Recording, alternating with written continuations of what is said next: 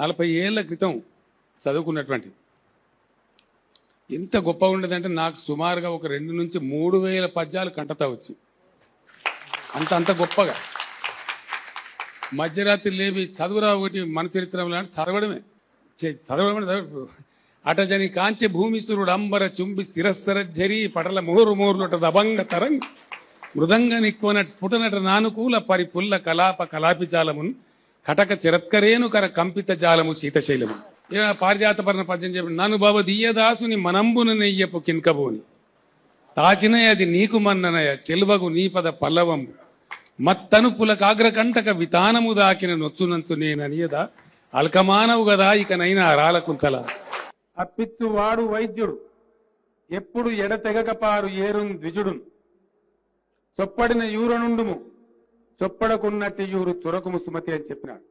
పలికించాడు వాడు రామభద్రుడట, నీ పలికిన భవహరమగునట అని చెప్పినారు. వారే ఒక సందర్భంలో బాలర సాలసాల నవ పల్లవ కోవల కావ్య కన్యకన్ ఊరలకిచ్చి ఆ పడుపు కూడు భుజించుట కంటే సత్కవులు హాలికులైననేమి గహనాంతర సీమల కందమూల కౌద్దాలికులైననేమి నిజధార సుతోదర పోషణార్థమై అన్నారు. ఏ విధంగా కార్యాన్ని సాధించాలా, ఒక కార్య సాధకుని లక్షణం ఎట్లా ఉండాలా అని చాలా గొప్పగా చెప్పినారు. తెలంగాణ ఉద్యమ సందర్భంలో చాలా వేదికల మీద ఈ మాట నేను చెప్పేవాడిని.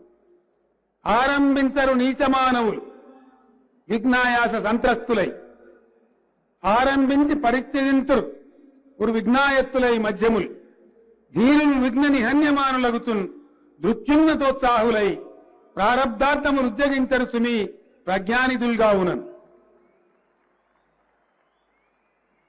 కూడుకున్నటువంటి చదువుకుండే తేడా గురించి ఒక కవి చెప్పారు. చదువది ఎంత కలిగిన రసజ్ఞత ఇంచుక చాలకున్నా ఆ చదువు నిరర్థకంబు గుణ సంయుతులు ఎవ్వరు మెచ్చరెచ్చటం పదునుగా మంచి కూర నలపాకము చేసిన నైనగాని అందు ఇంపొదవేడు ఉప్పు లేక రుచి పుట్టగా నేర్చున్నట్టయ్యా భాస్కర అని చెప్పి భాస్కర్ శతకంలో చెప్పారు. అయితే ఇక్కడ కూడా గజేంద్ర మోక్షంలో కూడా ఒక గమ్మత్తు సన్నివేశం మనకి. గజేంద్రుడు చాలా పెనుగులాడతాడు, చాలా పోరాటం చేస్తాడు ఆ ముసలితో. నేను పోరాడగలుగుతాను అనుకుంటాడు. తర్వాత భగవంతుని ప్రార్థిస్తాడు. ఆ ప్రార్థనలో కూడా సంశయాత్మకంగా ప్రార్థిస్తాడు. కలడందురు దీనుల ఎడ కలడందురు పరమయోగి గణముల పాలను కలడందురు అన్ని దిశలను కలడు కలండనే వాడు కలడో లేడో, భగవంతుడు ఉన్నాడో లేడో అనే ఒక సందేహాత్మకమైన పద్ధతిలో భగవంతుని ప్రార్థిస్తూ ఉంటాడు. ఆయన కదలడు, భగవంతుడు రాడు. వారు చెప్పినటువంటి పద్ధతి చాలా అద్భుతమైనటువంటి పద్ధతిలో ఏ విధంగా భగవంతుడు ఆపన్న ప్రసన్నుడు, ఏ విధంగా భక్తుల్ని కాపాడుతాడు అనే దానికి అప్పటిదాకా కదలినటువంటి ఆ స్వామి ఈ సందేహాస్పద స్థితి నుంచి బయటపడి గజేంద్రుడు నీవే తప్ప ఇతప్పరం ఇంకేం లేదు నాకు దిక్కు అయ్యా నన్ను కావు అని కాపాడు పిలిస్తే అప్పుడు బయలుదేరుతాడు హుటాహుటిని. చాలా అద్భుతమైన సన్నివేశంలో ఉన్నటువంటి ఆయన ఏమీ ఆలోచించకుండా ఒక క్షణం కూడా ఆలోచన చేయకుండా బయలుదేరిపోతాడు. సిరికించెప్పడు చెంకచక్ర యుగమును చేదో ఈ సంధింపడు. అమ్మవారి పక్కన ఉంటే ఆవిడకి చెప్పరు. ఆయన సాధారణంగా వాడేటువంటి ఆ వాహనం వాడరు. శంఖచక్ర యుగాన్ని సంధించుకోరు. ఏదీ లేకుండా పరమాత్మ స్వరూపం కాబట్టి ఎలాగైనా నేను వెళ్ళి రక్షించాలనేటువంటి ఆతృత. అంటే ఎంత గొప్ప భగవంతుని యొక్క కరుణ మనకు కలగాలంటే మనం లీనమై వినాలి, లీనమై ప్రార్థించాలి.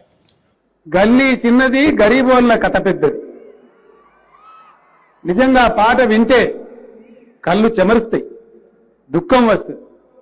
పేదలు వాళ్ళ బస్తీలలో పడే బాధ సైన్యం మనం అక్కడికి వెళ్ళి చూసినటువంటి అనుభూతి కలుగుతుంది. అంత అద్భుతమైనటువంటి కవిత్వాన్ని రాసిన, గొంతెత్తి పాడిన కవి నేటి తరం గొప్ప కవి మన గోరేటి వెంకన్. జయ జయ తెలంగాణ జననీ జయకేతనం. అద్భుతమైనటువంటి సాహిత్యంలో మనకు అందించిన వాడు మన అందశ్రీ. సంత మా ఊరి సంత. అసలు సంతకు మనం వెళ్ళి వచ్చిన అనుభూతి కలుగుతుంది. గ్రామాలలో జరిగే సంత ఎట్లా జరుగుతుందనే అనుభూతి మనకు కలుగుతుంది. మన జయరాజు వానమ్మ వానమ్మ ఒకసారన్నా వచ్చిపోవమ్మా అని చెప్పి రాసిన పాట తెలంగాణ నలుచెరుగుల మారుమోగింది. వాన కోసం తెలంగాణ రైతులు పడే బాధ అద్భుతంగా వర్ణించిన మన జయరాజు కూడా మన తెలంగాణ కవి బిడ్డ. చిటపట చినుకులు పడుతూ ఉంటే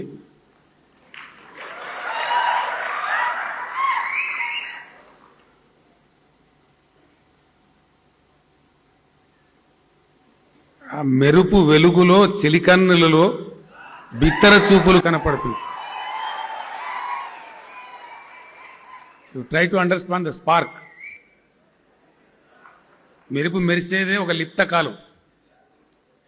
ఆ టైంలోనే ఆ ప్రియుడు ఆమె కళ్ళలోకి చూస్తే అప్పుడు బిత్తర కళ్ళు బిత్తరపోయినట్టు కనపడుతుందంట. నిజంగా ప్రేమునికి ఆ స్పార్క్ ఉందిలేవు కానీ రాసిన కవికి అద్భుతం. ఆయన అలా రాశారు. ఆ పాటలు అంత గొప్పగా ఉండేవి. పడమట సంధ్యారాగం, కుడి ఎడమల కుసుమ పరాగం, ఒడిలో చెలి మోహన రాగం, జీవితమే మధురానురాగం. పెద్దలు చెప్పిండ్రు, ఏది ఒకరోజు ఎవరికి రాదు. పుట్టినప్పుడు ఎవరు ఏది నేర్చుకొని రారు. ఎంత గొప్ప వాళ్ళు అయిన తర్వాత భూమి మీద పడ్డ తర్వాతనే నేర్చుకోవాల్సిందే. అనగా అనగా రాగం అతిశయిల్లుచునుండు, తినగ తినగ వేము తీయనుండు, సాధనమున పనులు సమకూరు ధరలోన. అనగా అనగా అంటే 10 సార్లు పాడితేనే గొంతు తెగుతుంది, రాగం తెగుతుంది. మన రసమై బాలసిన పాడినట్టు మనందరం కూడా పాడచ్చు. అంటే అన్నాంకొద్ది పాడినాంకొద్ది రాగం అతిశయిస్తుంది. తినగ తినగ వేపప్పులు వేసుకుంటే పండ్ల పుల్ల వేపులు వేసుకోవాలని పెద్ద చేదు ఉన్నది నేను వేసుకోనంట. మనం 4 రోజులు వేసుకుంటే 5వ రోజు అది చేదు అనిపిస్తుంది, స్వీట్ అనిపిస్తుంది. వేసుకోకపోతేనే బాధ అనిపిస్తుంది. తినగ తినగ వేము తీయనుండు, సాధనమున పనులు సమకూరు ధరలోన, practice makes a man perfect అన్నారు. బమ్మెర పోతన మనం ఎంతో గొప్పగా కీర్తించుకునేటువంటి బమ్మెర పోతన గారు అద్భుతమైనటువంటి భాగవతాన్ని మనకు అందించినారు. ఎంత జాలువారినట్టుగా, ఎంత కమ్మదనంగా, నల్లని వాడు పద్మనయనమ్ముల వాడు, కృపారసమ్ముపై జిల్లెడు వాడు, మౌలి పరి సర్పిత పింఛమువాడు, నవ్వురా జిల్లెడు మోమువాడు ఒకడు. చాలా సులభం లేదు, సంస్కృతం లేదు, శాంతి లేదు, గొట్టుగా లేదు. సులభమైనటువంటి శైలి. నల్లనివాడు, పద్మనయనమ్ములవాడు, కృపారసమ్ముపై జిల్లెడివాడు, నవ్వురా జిల్లెడు మోమువాడు. ఇటువంటి అద్భుతమైనటువంటి సాహిత్యాన్ని అలవోకగా వెలువరించి మనకు అందించిన వాడు బమ్మెర పోత.